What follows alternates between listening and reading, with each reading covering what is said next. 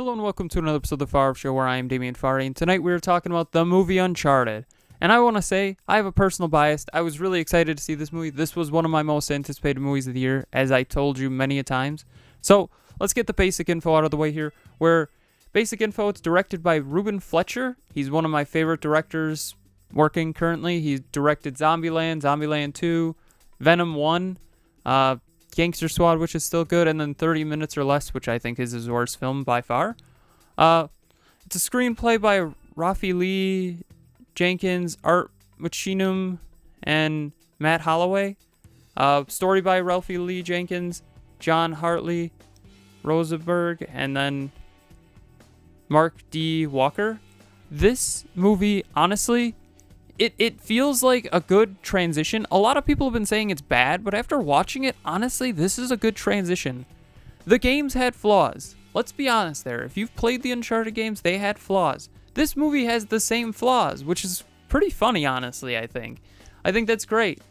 I do think some of the castings are not the greatest. Case in point, Mark Wahlberg. I think Mark Wahlberg did fine, but he did good with the lines, but he just doesn't feel like a Sully. Now, Tom Holland, on the other hand, I feel like is more of a Nate Drake than a Mark Wahlberg, but I think Tom Holland's one of my favorite actors, so that's probably why I give it a little bit of a bias. So, I think their chemistry was amazing, though. I think that's an amazing chemistry, and that's why I have the mustache, though, is because he didn't grow one until that last scene, spoiler alert. We got Sophie Ellie as Chloe Fraser. I think she did amazing. Chloe was perfect. She did well as Chloe. She did all the character traits of Chloe pretty well. Then we got Tatiel Gabriel as Joe Braddock. New character, pretty much like Nadine from Farr, I would say, like a antagonist. So that's kind of cool. Then you got Antonio Banderas as McCarty. I think he did well as well here. I mean, technically speaking, none of these people are good except Nate for the most part. He stays pretty good throughout the whole movie. He doesn't do anything evil, I would say. So the plot of this movie is also really good. I think it fits what a game would be. I'd give this movie an FARR. I have FAR on the phone here, but I'm going FARR. I think this movie is amazing. I would definitely recommend seeing it. Once again, personal bias here, but that's okay. So pretty much Nate and Sam, his brother that never gets mentioned, he gets mentioned throughout the whole movie, but never really shown throughout the whole movie, spoiler alert, except at the end. They're trying to get the first world map. They get caught. Nate works at a bar years later and meets Sully. Sully and Nate go to an auction to steal a cross. They travel to Barcelona and meet Chloe, who has the other cross that they just stole. They go to a church to find a clue. The best scene of the movie is the Papa John scene. I don't know how to explain it other than that, where they're still in the basement of the church, yet at the same time Sully's at a Papa John's up because you need to trust in your fellow man. It makes sense when you see it. Chloe then betrays them. They end up going to the Philippines by hitching a ride with McCarty here, and Chloe and and Joe Braddock. They all are on the same plane at one time, which is kind of cool. Another big spoiler. After Chloe betrays them, they go to the Philippines. Well, on the way there, McCarty doesn't make it. He is killed by Joe Braddock, and she takes over all of his forces and his money and is now going to be the person. Well, as things go wrong, they fall out of a plane, meaning Nate falls out of the plane and then jumps back onto the plane and then is hit with a Mercedes that Chloe is driving, and they both are falling out of the plane. They survive, obviously, because it's Uncharted. And then after a little bit, they end up going somewhere. They get a hotel room. In all this, Sully's already jumped out of the plane and is doing fine, I guess, with his map. He has the map, but they already had the map digitally, so it doesn't really make too much of a thing there. But pretty much, Nate ends up giving Chloe fake coordinates because he knows that she's going to eventually... There's a moment where he looks back and is like, she's going to take these and steal this, so let's give her fake coordinates and hide the other ones, the real ones. So he gives her fake coordinates. Nate gets to the ships. Sully tracked him with the phone app that they used earlier in the movie. Joe Braddock lifts the ships out. There's a fight that ensues. Sully ends up taking the helicopter in one of the ships. he and Nate start flying away, and then there's a helicopter chase with boats hanging from this. There's a boarding scene, which is amazing. There's a Jack Sparrow joke.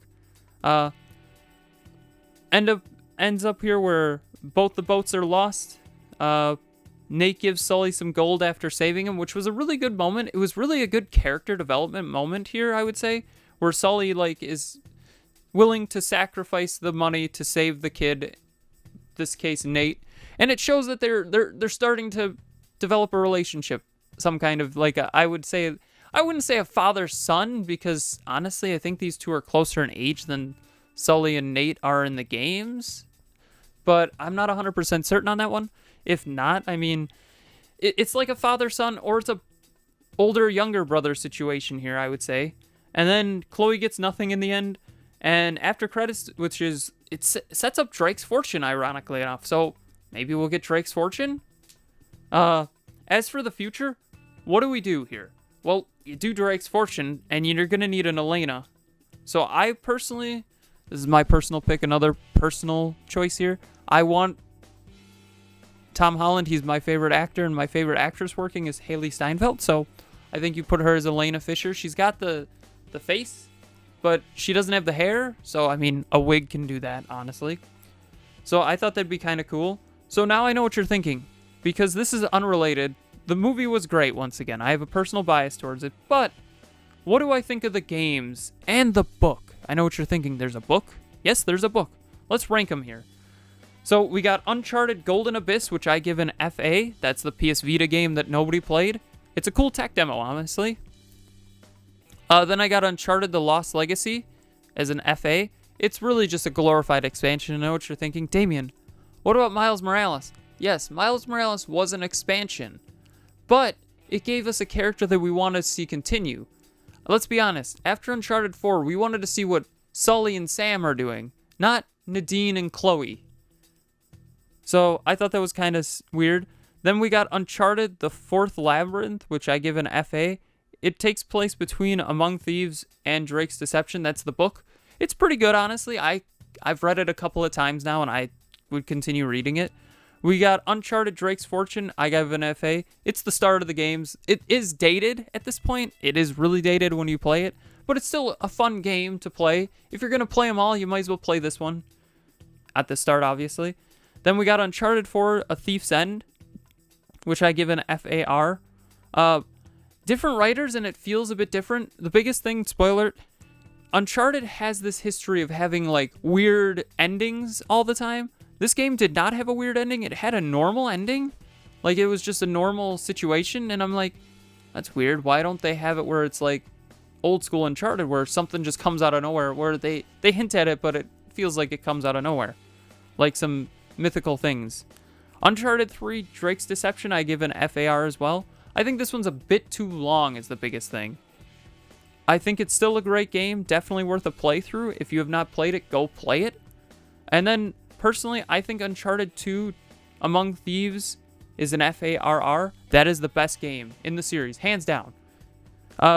People would say Uncharted 4, but I think Uncharted 4, once again, lacks the weirdness of the games.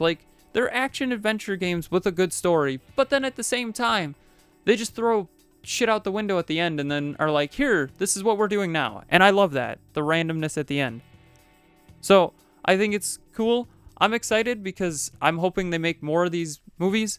And honestly, I'm going to be playing Last of Us Part 1 and Part 2, so I'll give you a review of that in the future, because I think they're the same universe. I'm not going to go into too much detail in this video. I will when I review Last of Us Part 1 and 2. I think they're the same universe to an extent, or it's like an alternate ending, in a way. So, stay tuned for that. And eventually, I do want to see The Last of Us show, actually. It's got Pedro Pascal as Joel, and he's a great Mandalorian. He's a pretty good actor, honestly, overall. I wouldn't say he's a groundbreakingly great actor, but he's good. So, tell me in the comments below, what did you think of Uncharted? What do you think of the Uncharted games? Tell me in the comments below. Don't forget to like, share, comment, subscribe, hit that bell icon, and have a far off night.